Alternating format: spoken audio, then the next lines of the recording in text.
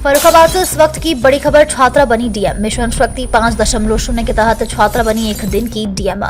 10th class की छात्रा है मनाली पाठक। अंचल ग्रामीण क्षेत्र से आई छात्रा ने डीएम बनकर फरियादियों की फरियाद सुनी। एक दिन की डीएम ने फरियादों की फरियाद सुनकर किया निस्तारण। राजेपुर क्षेत्र महात्मा गांधी इंटर कॉलेज की है छात्रा। कई अधिकारियों को फोन कर एक दिन की डीएम ने जल्द शिकायत के निस्तारण के निर्देश दिए। 2 दर्जन से अधिक शिकायतों का किया गया निस्तारण। थाना राजेपुर क्षेत्र की निवासी है छात्रा। क्या नाम है बेटा आपका? मेरा नाम मनाली है और मैं गंगा पार महात्मा गांधी इंटर कॉलेज राजेपुर की 10वीं की छात्रा हूँ।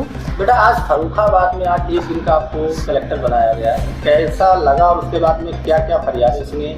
जी मुझे आज बहुत ही अच्छा लगा और मैं अपने स्कूल को भी धन्यवाद देना चाहूँगी कि उन्होंने मुझे इसके लिए रिप्रेजेंट किया है। और मैं अपने आप को बहुत ही भाग्यशाली मानती हूँ कि मुझे अपने ज़िले की सेवा करने का एक अवसर प्राप्त हुआ है और मैं अपने आगे की पढ़ाई बहुत अच्छे तरीके से करना चाहूँगी, जिससे मैं अपने लक्ष्य तक पहुँचने के लिए योग्य बन सकूँ।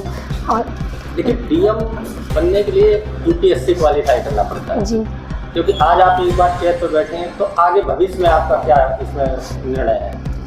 तो सर भविष्य में मेरा निर्णय ये है कि मैं भी अच्छे से खूब पढ़ाई करूँगी, तो डीएम बनने की ओर प्रयत्न करूँगी।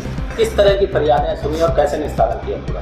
सर मैंने बहुत जैसे घरेलू महिलाओं की सुनी, किसी का पति गुम हो गया और किसी के कब्जे मकान पे कब्जा था, उस पर उस तरीके की फरियादें, और एक लोहिया जन का अस्पताल की भी एक फरियाद आई थी तो उसका भी निस्तारण किया।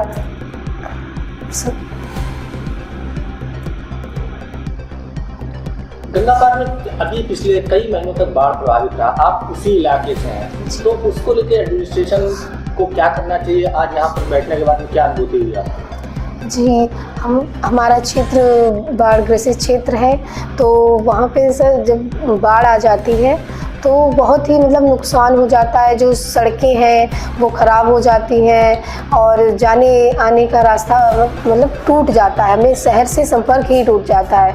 तो मैं कहना चाहूँगी कि वहाँ के लिए बांध बंधना चाहिए जिससे हमारे इधर बाढ़ ना आ पाए, हम बच्चे स्कूल जा पाएँ। और बहुत सी परेशानियाँ हो जाती हैं, जैसे खेतों में फसलें नष्ट हो जाती हैं, उसके लिए तो सरकार कर रही है कि उनको उसका फंड थोड़ा सा जो राशि मिल रही है, जितना नुकसान होता है उतनी राशि देते हैं। और ऐसे ही बच्चों का बहुत नुकसान होता है हमारे यहाँ कि 1 महीने वो विद्यालय नहीं जा पाते हैं, जिस वजह से वो पीछे हो जाते हैं काफ़ी बच्चों से।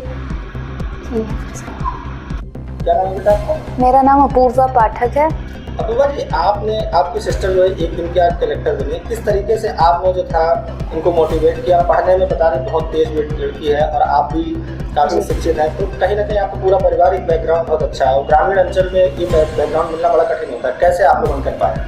हमारा बैकग्राउंड जो हमारी फैमिली है पढ़ाई के लिए बहुत ही हमें प्रोत्साहित करती है घर पे, तो हम दोनों ही लोगों को पढ़ने के लिए बहुत ही, जहाँ जो भी अपॉर्चुनिटी आती है हमारे पेरेंट्स हमें लेके जाते हैं वहाँ पे।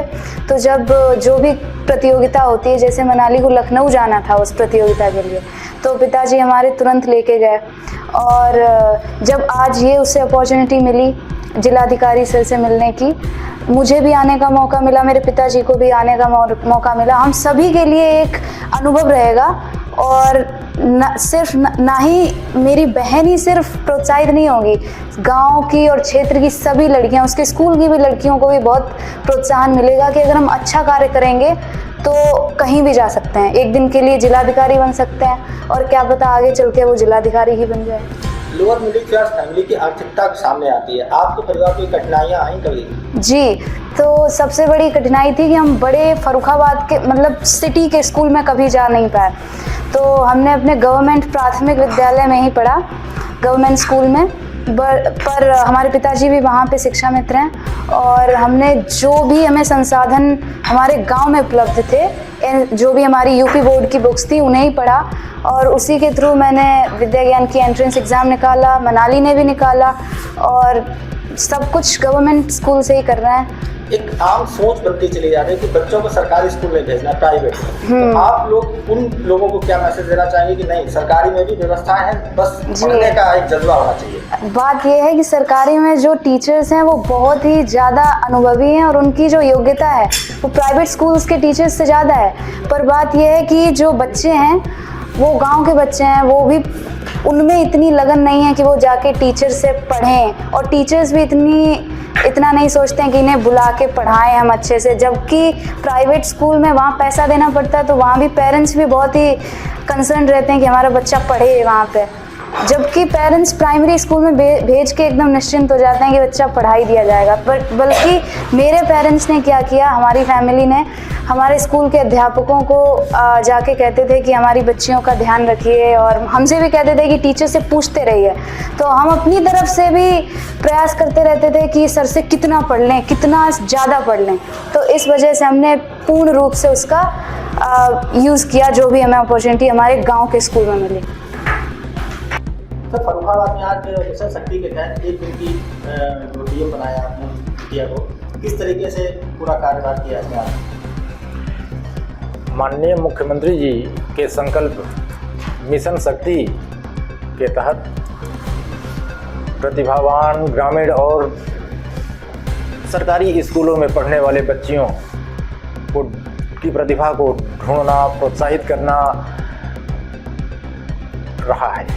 और इसी क्रम में आज राजेपुर की सरकारी इंटर कॉलेज की 10th की बच्ची मनाली को ये दायित्व दिया गया था, जो अपने कोर्स की चीज़ों को बेटर करते हुए, अच्छा पढ़ते हुए शांति कुंज के संस्कृति के प्रतियोगी परीक्षा में, जिसमें 7 लाख लोग भाग लिए थे, उसमें प्रथम पुरस्कार भी लिए। तो अपने संस्कृति और परंपरा और ज्ञान के श्रेष्ठता का अनुभव करते हुए, उसके बारे में विशारद प्राप्त करते हुए जो अपना काम करे, हमारे लिए और ज़्यादा अच्छा होगा। और मनाली की बड़ी बहन